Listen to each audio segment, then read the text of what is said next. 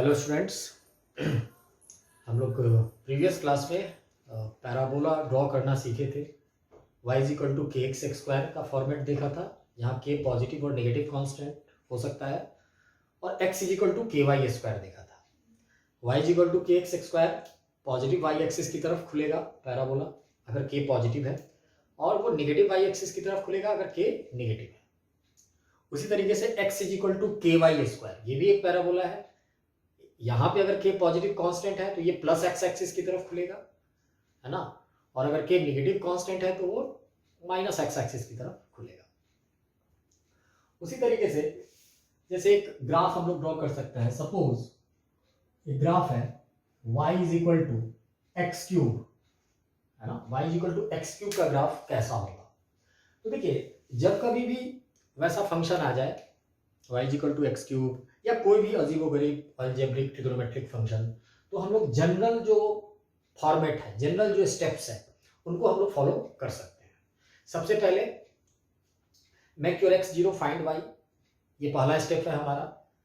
मतलब कोई भी एक कन्वीनियंट पॉइंट हम लोगों को फाइंड कर लेना चाहिए कि हमारा ग्राफ बेसिकली कहाँ से पास करेगा, है ना। एक्स जीरो करके वाई फाइंड करने से एक बात का पता तो जरूर चल जाता है कि अगर दोनों ही जीरो हो गए एट द सेम टाइम, तो हम कॉन्फिडेंटली ये कह सकते हैं कि हमारा ग्राफ ओरिजिन से जरूर पास करेगा, है ना।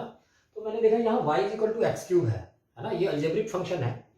अब अगर हम बात करें सबसे पहला स्टेप कि make your x zero find y, तो एक्स जीरो करते ही y जीरो हो जाएगा, है ना, यानी ये ग्राफ हमारा ओरिजिन से पास करेगा। उसके बाद सेकेंड स्टेप क्या है, तो सेकेंड स्टेप में हमें ये देखना चाहिए कि x के बढ़ने पे y बढ़ता है या घटता है। सबसे पहले हमें ये देखना चाहिए।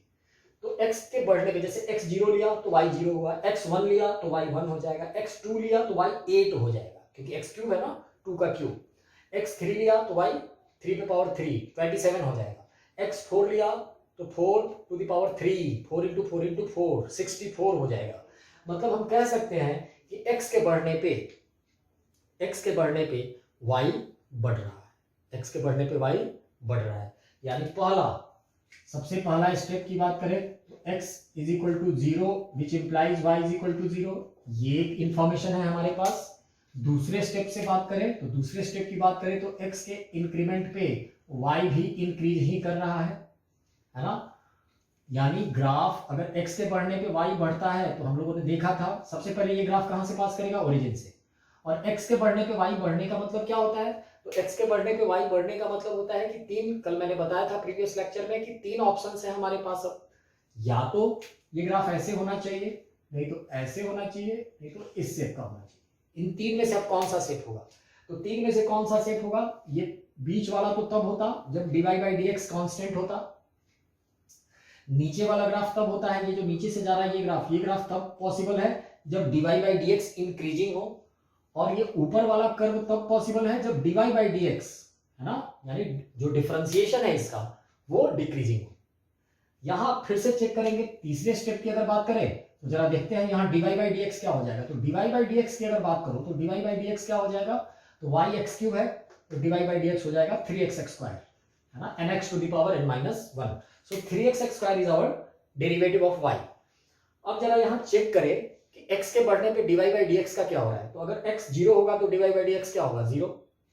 x वन होगा तो dy by dx 3, x two होगा तो dy बाई dx 2 का स्क्वायर इंटू 3 12। यानी जैसे जैसे x बढ़ेगा dy बाई dx भी हमारा बढ़ेगा, dy बाई dx भी हमारा क्या होगा, बढ़ेगा। So the graph is like this. So मतलब ये नीचे वाला ग्राफ हो जाएगा। सो द ग्राफ इज, अगर ओरिजिन से बात करो तो ओरिजिन से ये ग्राफ ऐसा, ये भी ग्राफ ऊपर की तरफ जाएगा, है ना। ऑलराइट, अब चलिए, अब आप कहेंगे कि सर ये तो y equal to x square के टाइप का ही ग्राफ हो गया। तो हाँ, सही बात है। अगर हम फर्स्ट क्वाड्रेंट में देखें तो ये y equal to x square जैसा ही ग्राफ हो जाएगा। लेकिन अगर मैं इसका x के नेगेटिव वैल्यूज को लेकर के देखूं, x के नेगेटिव वैल्यूज को लेकर के देखूं, जैसे x में मैं कुछ नेगेटिव रखता हूं तो y नेगेटिव होना शुरू हो जाएगा। जैसे x में मैं माइनस वन लेता हूं, सपोज x में माइनस वन लेता हूं तो y माइनस वन हो जाएगा। x माइनस टू लेता हूं तो y माइनस एट हो जाएगा। यानी x जैसे जैसे नेगेटिव लूंगा y भी नेगेटिव हो जाएगा।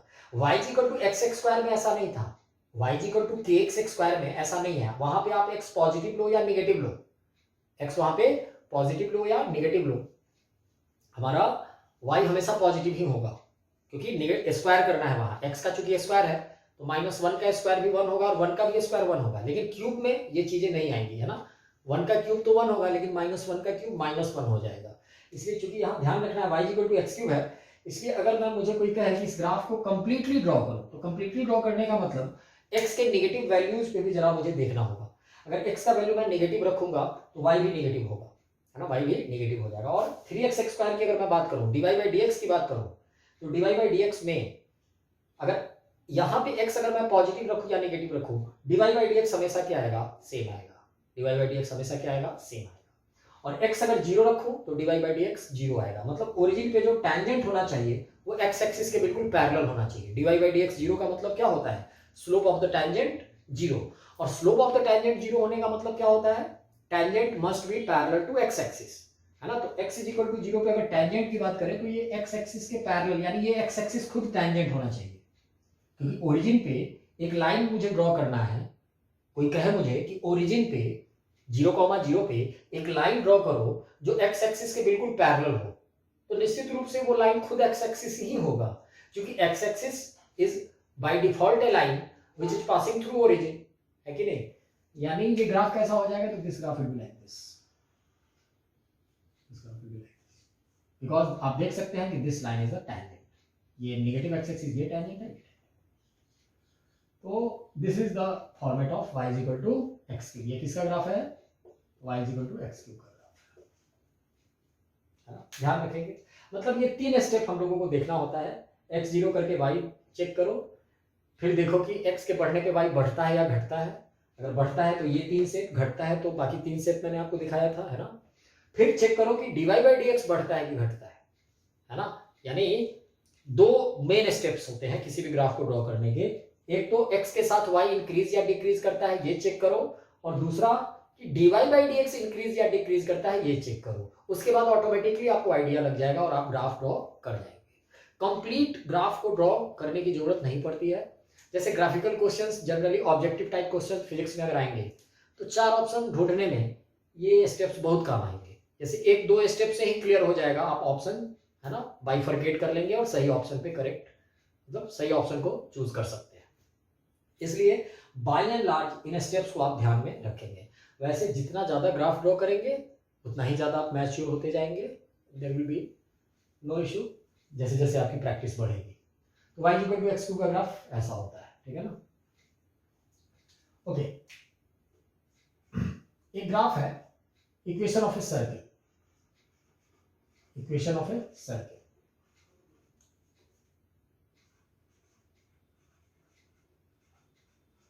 सर्किल की इक्वेशन की हम बात करते हैं। तो देखिए किसी xy प्लेन में अगर कोई सर्किल हो, है ना, तो उसका इक्वेशन होता है कुछ ऐसा, x - अल्फा का होल स्क्वायर, आप इसे बस केवल याद रखो, प्लस y - बीटा का whole square is equal to r square. This is equation of a circle. ये क्या है, तो it's equation of a circle, equation of a circle whose center is at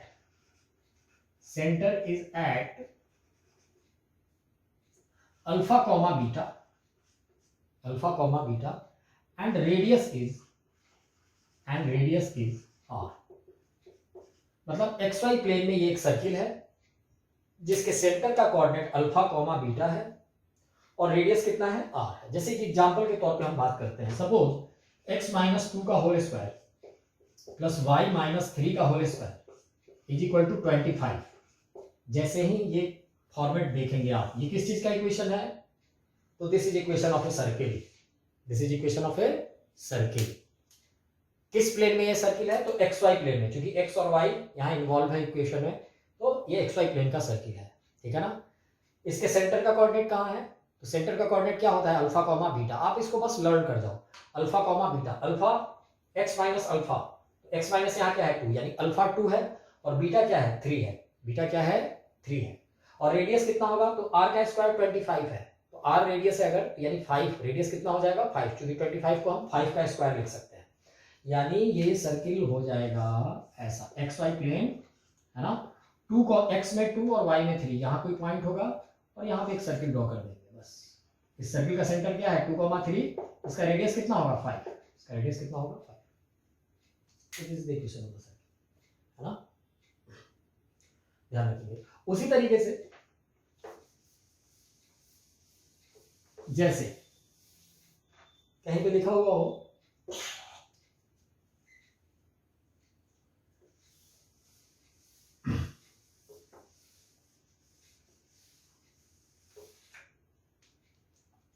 कहीं पे लिखा हुआ हो सपोज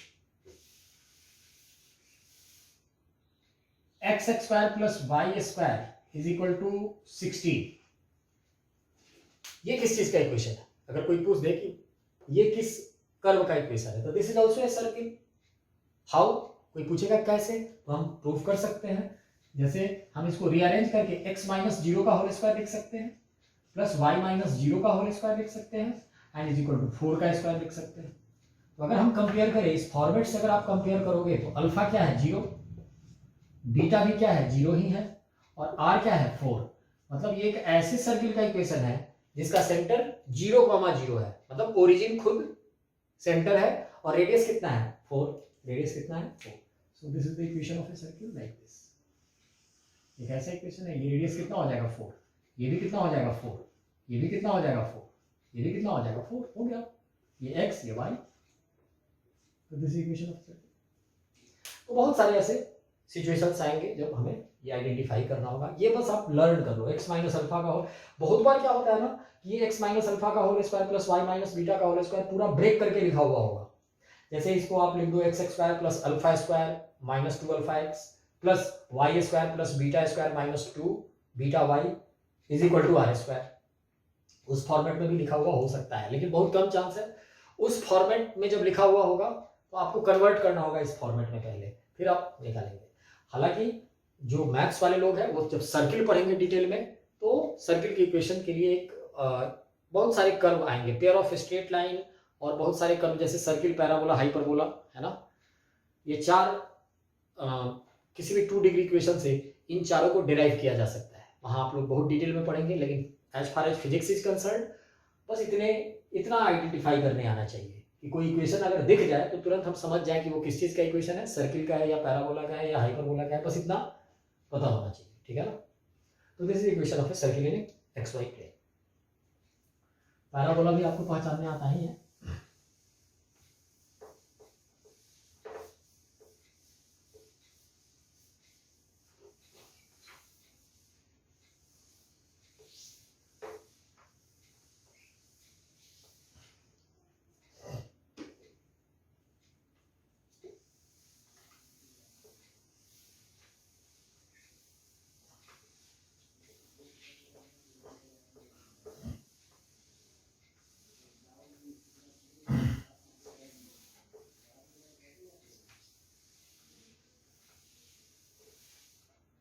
सर्किल के बाद एक इक्वेशन है, इक्वेशन ऑफ इलिप्स।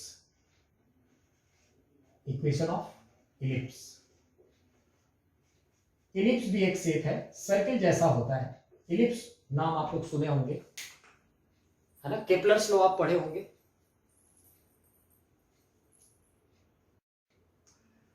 तो केपलर्स लॉ में आप पढ़े होंगे कि जैसे कोई प्लैनेट सन के चारों तरफ चक्कर काटता है तो हम लोग पहले उसे सर्कुलर बोलते हैं, लेकिन बेसिकली वो इलिप्टिकल होता है। इलिप्स मतलब थोड़ा फ्लैट होता है, सर्किल को ऊपर से फ्लैट कर दिया जाना तो एक शेप बनता है जिसे हम लोग इलिप्स कहते हैं। अभी हम लोग देखने ही जा रहे हैं कि इलिप्स का इक्वेशन कैसा होता है। तो देखिए एक्स स्क्वायर बाई ए, अगर एक्स वाई प्लेन में कोई इलिप्स है तो x square by a square plus y square by b square is equal to 1। This is equation of a ellipse, this is equation of a ellipse. देखिए ध्यान रखेंगे ये equation किसी ellipse का है, ऐसा नहीं कि ऐसा ही होगा, ऐसे ही फॉर्मेट में होगा, जरूरी नहीं है। और भी अलग फॉर्मेट्स में हो सकते हैं इलिप्स, अलग अलग कॉन्फ़िगरेशन के हो सकते हैं, है ना, अलग अलग मतलब प्लेन में अलग अलग इक्वेशन इनका हो जाएगा, ये एक अलग बात है। ये एक बहुत सिंपल इलिप्स का इक्वेशन है, ये कहना ज्यादा सही है। ये कैसा इलिप्स है ना, जिसका सेंटर की बात करें, अगर इस इलिप्स को ड्रॉ किया जाए तो कुछ ऐसा हो जाएगा। अब इलिप्स को ड्रॉ कैसे करेंगे, एक्स वाई प्लेन में ये इलिप्स आप कैसे ड्रॉ करेंगे, तो यहाँ चेक करते हैं कि ए और बी में ज्यादा कौन है।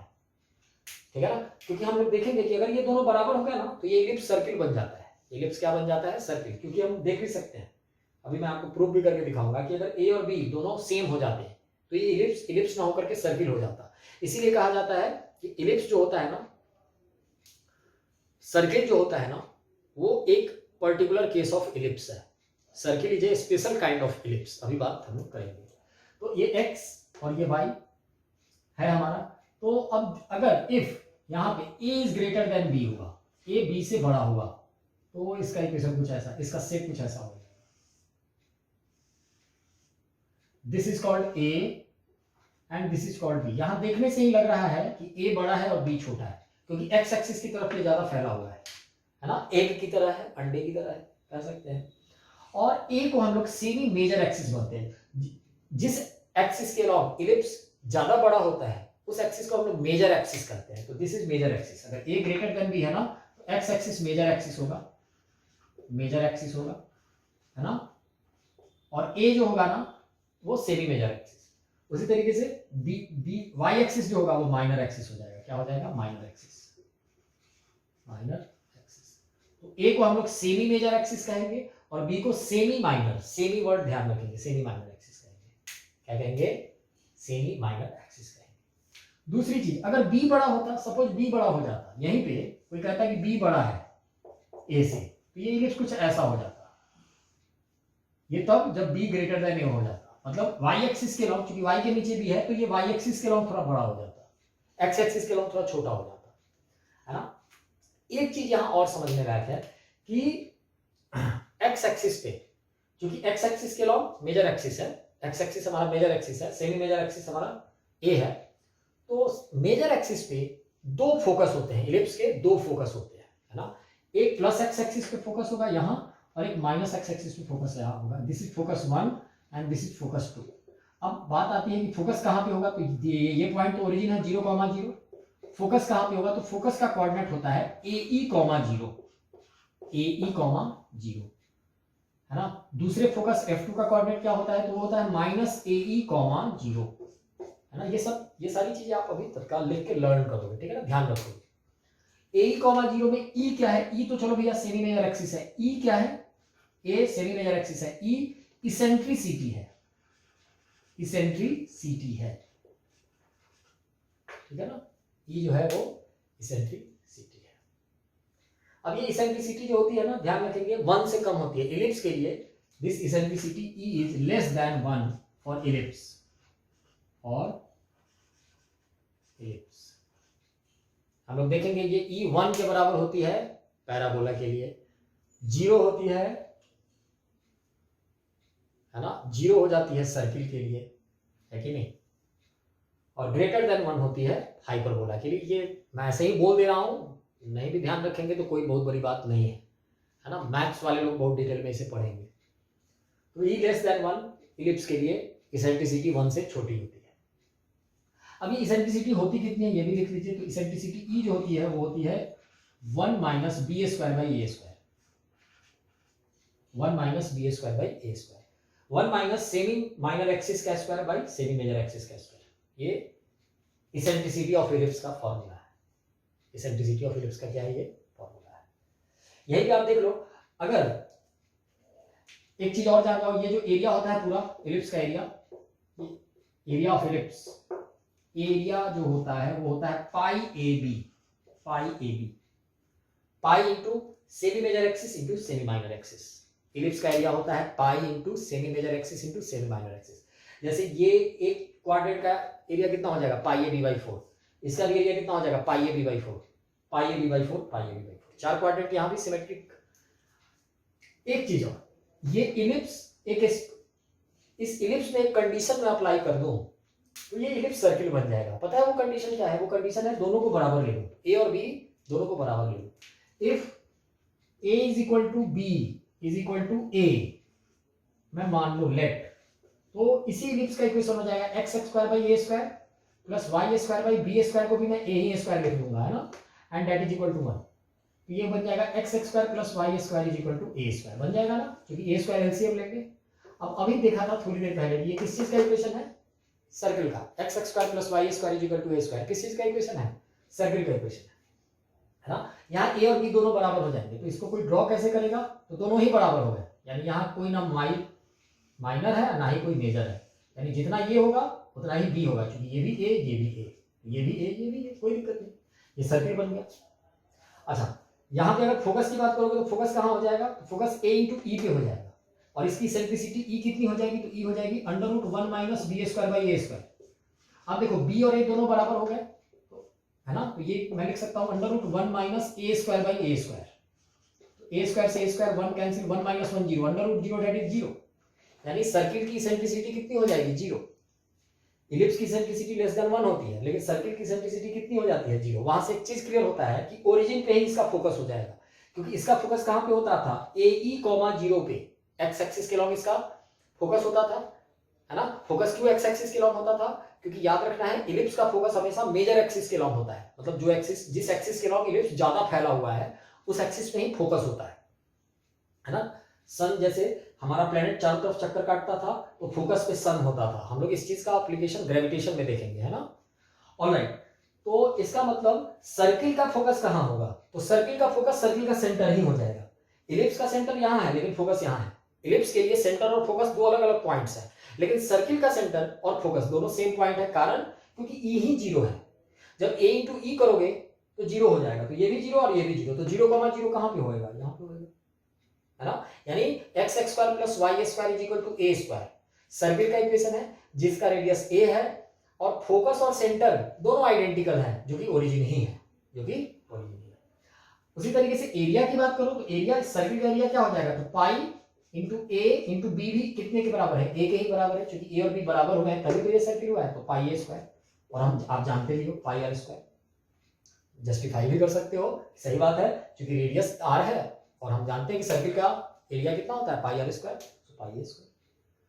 तो ध्यान यही रखेंगे कि इलिप्स का ही एक पर्टिकुलर केस है सर्किल, ठीक है ना, लेकिन कब, जब मेजर एक्सिस और माइनर एक्सिस सेम हो जाए, है ना, ए इज इक्वल टू बी हो जाए। ऑलराइट, तो ये इलिप्स का इक्वेशन है।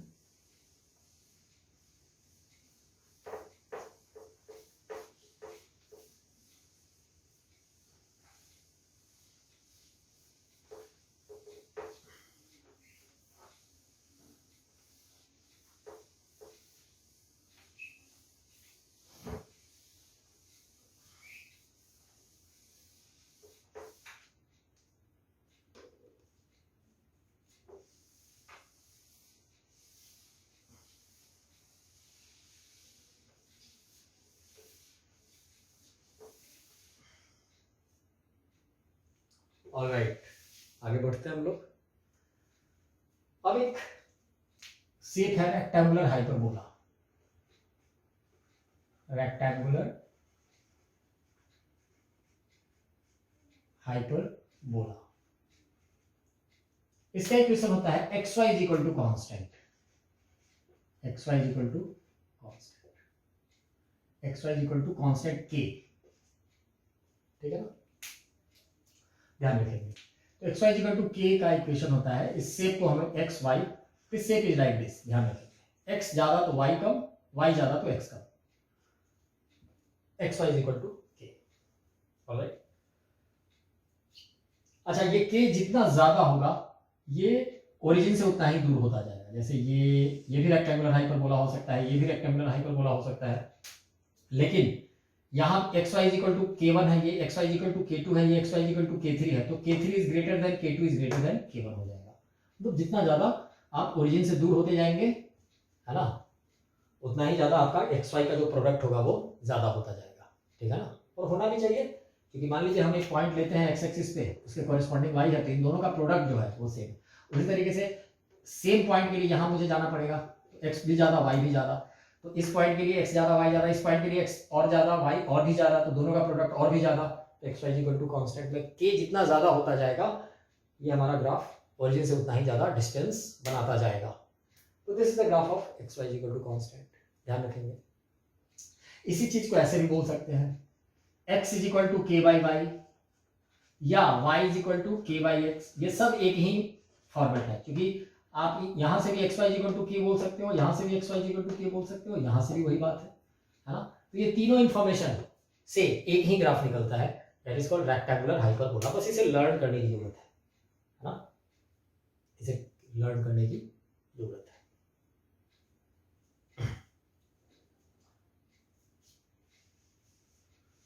एक ग्राफ और देख लीजिए, दो ग्राफ हम लोग और देखते हैं। वैसे ग्राफ तो न जाने कितने हैं, लेकिन हम उतना ही ग्राफ अभी डिस्कस कर रहे हैं जिससे अभी हमें आगे दिक्कत ना हो, है ना। जैसे y is equal to sine x, y is equal to sine x या 1 इंटू साइन एक्स, है ना, 1 into sine x. y is equal to sine x का ग्राफ कैसा होगा? ट्रिग्नोमेट्रिक फंक्शन में ये पहला सबसे बेसिक ग्राफ है, x axis and this is y axis. तो देखिए this graph is like this. अब ऐसा ही क्यों होगा, मैं आपको केवल हिंट देके समझाऊंगा, क्योंकि अब आप सब कुछ जानते हो, आप क्योंकि स्टेप्स जानते हो। कौन से स्टेप्स? तो आप x जीरो करते हो, फिर y निकालते हो, फिर देखते हो कि x को इंक्रीज करने पे y इंक्रीज करता है या डिक्रीज करता है ना। तो यहाँ देखिए अगर x जीरो करेंगे तो साइन जीरो जीरो होता है, तो x जीरो पे y जीरो, यानी ग्राफ ओरिजिन से पास करेगा। देखो ओरिजिन से पास कर रहा है, 0,0 से पास कर रहा है। उसके बाद जैसे जैसे आप x बढ़ाते हो तो 0 से 90 में, यानी 0 से 90 में साइन x बढ़ता है, साइन थीटा बढ़ता है। आप जानते हो साइन 0 साइन 91 फर्स्ट क्वाड्रेंट में साइन थीटा क्या होता है? इंक्रीज करता है। तो इंक्रीज करते करते यहाँ पे पहुंच गया मैक्सिमम वैल्यू। तो this is x is equal to π/2। ये जो होता है ये x इज इक्वल टू π/2 होता है। π/2 रेडियन में ले रहा हूँ, डिग्री में नहीं, ठीक है ना। 90 डिग्री के बाद साइन थीटा घटता है, तो देखो ये घट रहा है क्योंकि यहाँ पे साइन मैक्सिमम हो गया। मैक्सिमा होना भी चाहिए, मैक्सिमा का मतलब टेंजेंट वहां पे parallel to the x axis हो जाना चाहिए। उसके बाद π/2 के बाद साइन थीटा घटते घटते घटते पाई तक घटता है, तो दिस x इज पाई। फिर और घटता है क्योंकि सेकंड क्वाड्रेंट में घटते घटते साइन 180 जीरो होता है। साइन 180 के बाद 180 और 90 के बीच में साइन थीटा नेगेटिव होता है और नेगेटिव में भी घटता है, तो घटते घटते क्या हुआ, यहाँ आएगा। फिर फोर्थ क्वाड्रेंट में जाते ही साइन बढ़ना शुरू होता है, लेकिन होता नेगेटिव ही है, बताया था। फोर्थ क्वाड्रेंट में केवल कॉस पॉजिटिव होता है, तो दिस इज पाई। ये कितना हो जाएगा? तो this point is pi plus π/2, that is 3π/2, and this point is 3π/2 plus π/2 यानी 2π। यानी 0 से π/2 तक साइन थीटा बढ़ता है, π/2 से पाई घटता है, पॉजिटिव में घटता है ना। पाई से 3π/2 नेगेटिव में घटता है, फिर 3π/2 से 2π नेगेटिव में ही बढ़ता है और फिर से 0 हो जाता है, ठीक है ना।